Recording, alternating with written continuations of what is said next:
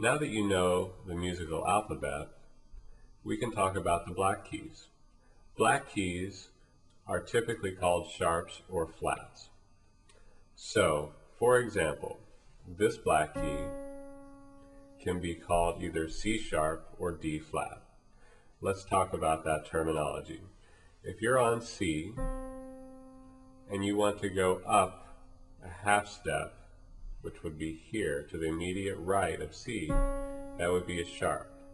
Anytime you go to the right on the piano, that would be a sharp. So if you go from F up a half step, that's called F sharp. So any letter name can be followed by a sharp, and that's how you find which black key to use. For example, D sharp would be here. It works the same way with flats. Flats, we go to the left side of the keyboard. So for example, if we wanted to say play E flat, then we find E, and we go down to the left a half step. If we wanted to find G flat, then we find G and go down a half step to G flat.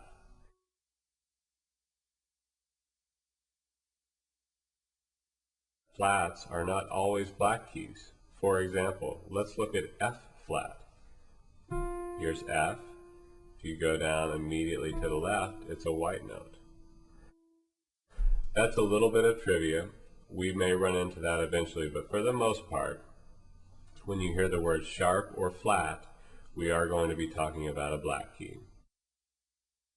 Why don't I quiz you real quick? Try and find A flat.